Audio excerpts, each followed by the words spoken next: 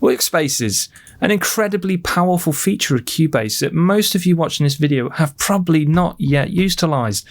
And honestly, after watching this, you're going to be kicking yourselves because this is such a cool feature. It's going to save you heaps of time and heaps of clicking. So, what is a workspace? Well, a workspace allows us to customize what we view on Cubase. So, if we want to view certain elements or turn off certain elements and have that as a layout we can save and recall at any point, that is known as a workspace. So, to just give you a quick example, let's say here I want to turn off the left zone, the right zone, the lower zone, the info lanes and stuff, because I want to maximize the screen space for either recording or arranging things. I can just click alternate in one on my keyboard, and hey presto, all of that stuff is instantly turned off because this is a workspace that I've created. Now I can always go back to the other one by loading up the workspace for it. So you can see here we can quickly change between things as well. So, to give you an example of how to set this up and how powerful this kit is, we're going to do some workspaces for the mixer. So by pressing F3, it brings up your default mixing console. But something you may not know is that Cubase actually has 3 individual mix consoles, and each one of these you can configure in different ways and load up to work with. So for the first mix console here, the default one on F3, I'm going to make this my plugins view. So we're going to go to racks, we're going to turn off everything and then just have the inserts enabled. On the rack settings, I'm going to make sure exclusive expand is turned off and that fixed number of slots is also turned on. This means when I click on the rack, everything will show up like so. So I can also move the mixer. Actually, I'm going to rescale it so we have the post inserts here. I'm going to turn off the left zone. I'm going to keep the right zone on, but I want to be able to see, I don't know, my monitors. And yeah, I want this to be at 0. Now we can save this as a workspace. So we can go to Workspaces and add workspace. Now there are 2 different checkable options here. The first one is global workspace, meaning that this particular workspace we're about to save is going to be global, so we can recall this across any project that we're working on in Cubase. Project workspace means this particular view is only going to be tied to this specific session, so we won't be able to recall it in other projects. So I'm going to make this a global workspace, and we're going to call this Mixer Plugins. So when we go back to Workspaces, you'll see here that it's now assigned to alternate num3. So if we load up one of the other ones and then press alternate num3, we can suddenly load up the mixer with that particular view which we've saved.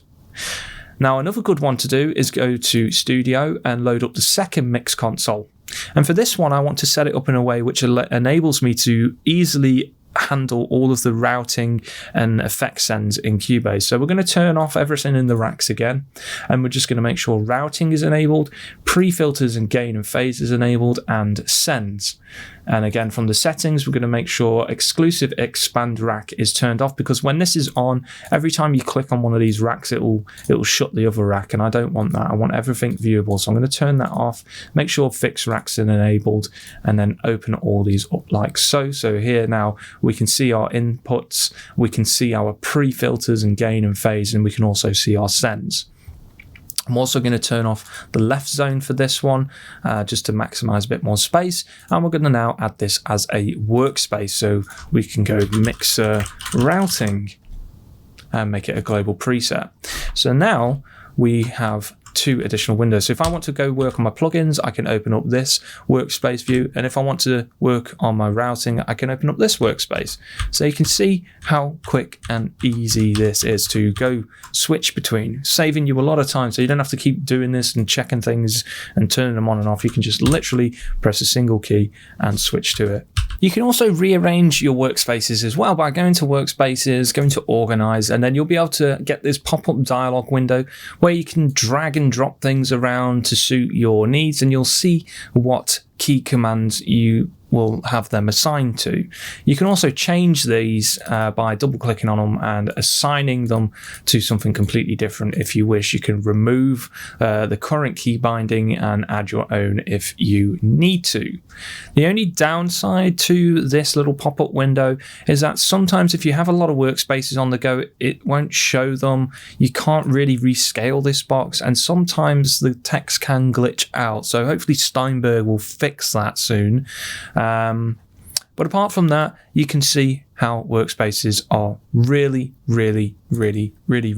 useful. And you're not just limited to the windows as well. If you wanted to, you could create plugin views. For example, if I wanted to view the plugins on my master fader here, I could just turn all these on, turn the mixer off, turn that off, and arrange these like so, and then save this as a workspace as well for when I'm working on the master fader. I'll make this a project workspace. So there we have it, workspaces. Once you set them up, you'll be laughing. You'll be saving lots of time. I mean, look at the speed. Awesome stuff. So hopefully you've found this useful and it will help you when you're working on your music. There are more videos on the way, and remember to keep your eyes peeled in the videos for any clues that might help you with the Code Hunters Challenge. So thank you for watching, everybody, and if you haven't already, make sure you hit the bell icon to stay updated with any future videos that will be coming out, and I'll see you next time.